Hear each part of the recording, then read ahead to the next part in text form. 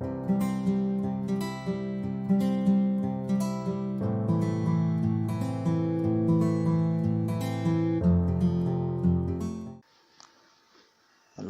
alaikum wa rahmatullah. Hello everyone, tubaniriza ya feno jetumye introduction to programming with Python nga tugenda batunulya basics za programming wa software development nenga main tool jetugenda banga tukozesa je bayita Python programming language nga yetugenda okola ki ngo yetugenda olaba. So tuba tugenze ku introduction tugenda tunulya ebintu bino wammanga. Who can take this tutorial? Muntu ki gwe tugenda banga tudilinga naye ani agenda oteeka tutorial, ani agenda okutambula naffe mu tutorial eno. Ekyokubiri tugenda tegeera what is programming kyonga kyo kyeki, what is Python tugenda tegeera Python kyeki era lwaki tugyetaaga, what can Python do, Python kikyasobola tukolera era why Python, lwaki Python gwe tugenda okubanga gwe tulonzeewo, and what to expect kyogenda osuubira oluvannyuma lw'ebbanga osomye tutorial ezo zino n'okola ki n'ozimalako. Ekyokusatu ekisembayo tugenda batutunuulira requirements, bintu ki byogenda obbanga weetaaga okubeera nga otambula naffe mu tutorials zino ba series zineno bulambalamba. Tutandikire right away. Who can take this tutorial? Muntu ki tutorial eno gwetagetinze. Tutagetinze omuntu absolute beginners in programming, omuntu nga talina wadde ne code name gyali akoze eki gyali awandiise oba nga tawandiikangayo any piece of software. Omulala those who are shifting from other programming languages to Python. Waliwo abantu nga already ba programming kodda nga ina programming language already gyadilinga nayo naye nga ayagala kutandika programming language eyaki eya Python. Omuntu ono tumutagetinze. Asembayo someone who wants to know the basics of software engineering, omuntu nga ayagala otegeera basics ezaki eza software engineering in general nga tetuli specific kuki ku Python. Awo tuvaawo tugenze ku introduction ya programming. What is programming? Programming kyo kiki? Programming is just the process of writing computer programs. That is a simple term.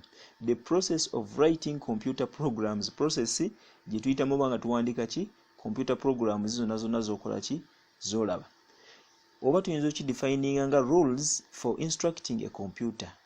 Kitegeera programming rules ziba rules zetukozesa okuinstructing oba okuordering a computer or computing a device oba okubanga tucommanding a computer to perform a specific task nga tulina task gye twagala computer ekole ki egitukolere. Oba kitegereka bulungi. Kale then okubeera nga tu instructing a computer, ejjukira computer tegenda tegeera bigambo ffe betwogera. So programmer jjukira nti ye muntu akola ki agenda okutuyambako ku instructing a computer eno. Programmers use programming languages. Bakozesa programming languages okubeera nga bakola ki nga ba instructinga computer eyo to perform a given task. So wetuba tegedde programming kyeki. So wetuba tegedde what is programming, tulina otegeera what is a program. A program kitwale nga set of instructions that a computer follows. Instructions zibeerawo nga zimaze owandiikibwa nga ziorganized bulungi, computer yo following those instructions in order to perform a particular task, so that computer ebeera accomplishing task yonna ebeera omuntu oba oliawo omuntu gyenza ofunamu omugaso. Kati what is Python? Tulabye nga bakoona ku Python nga tool programmer gyagenda okukola ki gyagenda okozesa okubanga akomandinga computer to complete a given task. Python is one of the most popular programming language. Programming languages out there ziriyo nnyingi naye Python yemu kuzisinga obeera more popular era yemu kuziri ku developing ku speed yaki y'ekika ekyawaggulu. Python yavaawa, it was created by creatingibwa n'omusajja gwe bayita Guido van Rossum. Omusajja oyo yabeera nga creatinga Python era yareleasinga Python officially mu 1991. Ekitegeeza yamu creating emyaka mitono emabega naye mu releasinga officially it was in 1991 recently. Naye ekitegeeza Python yakulira ku speed y'amaanyi nnyo okubanga bamu inventinga recently mu 1991 okubanga ati yali muki ali mu top 5 programming languages. Mu kwongera otegeera Python kyeki tulaba nti it simplifies activities. Python agenda tuyambako mu kugonza emirimu nga software development okubanga tuzimba software ewenjawulo, web development, okuzimba websites, mathematics, and many others agenda tuyamba mu fields ezo nga tugenda okukola ki nga bwe tugenda okulaba. What can Python do? Oyinza okwebuuza nti biki Python byakola ye nga ye mba mutegedde biki bengenda obanga Python tumukozesa in creating web applications. Tumukozesa okubanga tucreatinga web applications, websites ne applications zonna ezirunninga on the web. Ekyokubiri, Python takomawo tumukozesa okubanga tudevelopinga desktop applications tukozesa ku desktop. Ekyokusatu, Python akozesebwa okuzimba Android applications zonna zolaba ezikola ku Android ku simu za Android tusobola ozidevelopinga nga tukozesa Python ekimu ku bintu byakola tusobola mu connectinga ku databases nabeera nga either agata data nga yongera data ku databases oba nga atuyambako okuretrievinga oyo data gwe tuba twetaaze okuva ku databases nga abesinga ku criteria ziba zikoze eki ziba zetagisa. Python ekimu ku kisinzo omufuulira ddala popular bino bituzzaako wano wansi. Ekisooka artificial intelligence okubeera nga akozesebwa mu artificial intelligence nga etujja okulaba. Ekirala machine learning.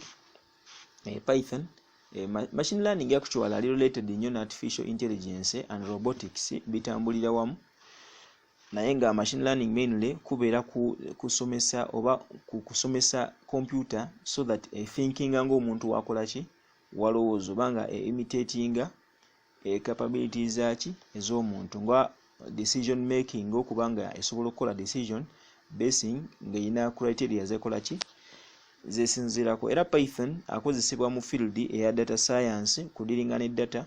And lastly, Python tuyinza omukozesa mu web scraping. Web scraping mainly kubeera kufuna data okuva ku website yonna gy'oba okoze eki gy'oba oyagadde. Atufuddewo awo tugenda why Python, lwaki Python gwe tulonze oba nga tumufudde nga priority at this particular moment. So wano ku left waliwo programming languages eziri common nga olaba C++, Java, JavaScript, Ruby n'endala nnyingi nnyo nga wookiwulira wano tuggyeko ntono nnyo nga wookiwulira. Naye kyekifuula Python okuba nga ali different ku zino programming languages zonna zetutadde wano eno. Ekisooka, Python ali readable and easy to learn. Mwangu nnyo n'oba otunudde obutunulizi kkoodi za Python oba bati nga ziritten olabira ddala nga zitegeereka ziri readable and easy to learn ate wamu n'ekyo mwangu nnyo wakola ki wakusoma. Ekyokubiri, Python ali multi paradigm. Kyebategeeza ne multi paradigm tuyinza obutwagala kigenda nnyo into deep, naye kyetuba tutegeera nti programming alimu categories nga 3. Engeri gye tuprogrammingamu either waliwo kye bayita procedural programming, programming nga tugenda mu procedures enjawulo, waliwo ne functional programming, waliwo ne object oriented programming. Ezo gundi 3 ze ziri main, naye zino programming languages tulaba wano ku left oyinza okwesanga buli emu oluusi eba etwalako paradigm emu, naye tekifuula Python y'enjawulo yeri multi paradigm eyingira mu ki eyingira mu functional procedure wamu n'ekine object oriented. Ekirala ekifuula Python okubeera nga ali different running ku major platforms ez'enjawulo, alina compatibility eyo. Wetwogera ku platforms wano tuba twogera ku operating systems nga Windows, Android, Mac OS n'endala. Ekirala ekifuula Python okubeera nga ali different mene open source frameworks. Alina frameworks nyingi eziri open source eziri open buli omuntu asobola okuba nga akola ki nga zikozesa era nga asobozebwa nga zicontributingako. Frameworks zino ziyamba Python okuba nga tudevelopinga ebintu ebyenjawulo nga websites n'ebirala. Tujja ba nga tutegeera frameworks nga tumaze otegeera Python basics. Ekirala ekisinza okufuulira ddala Python okuba nga wanjawulo, it is a general purpose programming language. Programming language at least ekozesebwa mu field zonna z'omanyi eziri kuki eziri ku nsinga eyo tulabye mu video ey'emabega. Katumaze olaba nti Python ali easy to learn. Katugenda tunywa no Python syntax. Otugamba syntax the way Python is written, amateeka gafuga Python. Wano ezimu ku ba programmers zebasooka owandiika, especially ng'oli ali kutandika journey eya programming oba software development, tuwandika program gye bayita hello oba hello world. Ne wano tukozesa hello mweno video eno gy'olaba wano ekigambo hello. naye twagala wano mweno programming language bayita C. Ogalaba okuwandika just ekigambo kino hello okukiprintinga kitutwalidde line emu 2 mpaka ku line mega mpaka ku line 6. Naye ate tugenza okutunira mu Python ng'ekigambo hello kitutte line etya line emu. Ekyo emala okubeera evidence etulaga nti Python programming language nyangu nnyo yakola ki yakusoma. Eri easy as compared to other programming languages. So wano kitwalidde line 6 wano line emu ate nga output byonna bigenda kutuwa output nga kigambo ki hello. So chichoba expecting after completing these tutorials. After completing this tutorial, you will have mastered the fundamental Python basics. Ogenda abo mazofuna basics za Python programming language nga variables tetwagala tegera kizitegeeza tugenda ziraba mu maaso and how to use them, programming logic tugenda bategedde logic ali mabega programming, tugenda bategedde what are functions and so many other concepts of Python. Ate tugenda banga tutegeera concepts za Python zonna wabula concepts eza programming in general. Katugenda la prerequisites ebintu tugenda okwetaaga okubeera nga tutambulira wamu mweno tutorial. Ogenda kwetaaga of course a laptop or desktop ino banga ina minimum RAM of 4 GB. Tetuganya osobola okukozesa machine nga ina RAM akirako wanene nete kiri advisable mu software development banga okozesa RAM nga kawansi wa 4. Tugenda kwetaaga Python yeke nyini Python 3 plus. Python ina versions 2, wali version 2 ne version 3. Naye version 2 egenda efuuka deprecated, egenda evaako ku mulembe. So kati abantu abasinga badiringa na Python 3 era programs za Python singo zimbi kati ziri ku Python 3. So gwe tugenda odiringa nayo mweno video. Tugenda kwetaaga text editor newankubadde nga wanakozeewo ensobi nawandiseewo kigambo text kyokka naye kinabeera text editor. Text editor we tugenda owandiika code za Python nga tu instructing computer. Nyingi nnyo waliwo gye bayita Notepad++, eri common nnyo waliwo gye bayita Visual Studio Code, yemu ku favorites zange, waliwo Atom ne PyCharm. Naye tuyinza oba nga mweno tutorial tugenda kukozesa emu ku ezo, oba probably tuyinza okukozesa kemu naye tetugenda zikozesa, tugenda kukozesa eya Python yennyini egenda okugirako nga tumaze okuinstallinga Python nga tugenda laba tugenda mu installinga mu video eddako. Ekirala ensonga lwaki tuyinza okukozesa eyo text editor gira mu Python lwa nsonga zino eno zonna zetulabye waneeno zikuyambako nnyo oba owandika code zikumalirayo, zina feature gye bayita autocomplete. Kitegeeza nti obanga oli mu kuyiga n'okozesa eyo feature oba togenda yiga mangu. So tugenda kukozesa eri ejjira ku Python yennyini kuba yo tekola ki terina feature eyo. Ekirala ekisemba kye tugenda kwetaagisa internet connection.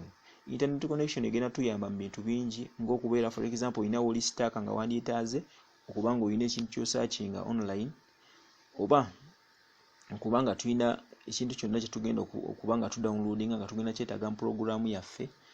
Tugenda laba byonna engeri gye bikolamu awamu n'ekyo era tugenda kwetaagisa internet connection okubeera nga tugenda sobola okudownloadinga Python okubeera nga ali installed computer zaffe. So owatali kwonoona budde tugenda ku video eddako tulabe butya bwe tugenda okubanga tu installinga Python. So teweerabira okubeera nga subscribinga ku channel eno so that video zonna ezigenda okuddako tezigenda kubanga zikusuba. Sigenda kusukkako waneeno tulabagane mu video eddako. Assalamu alaikum.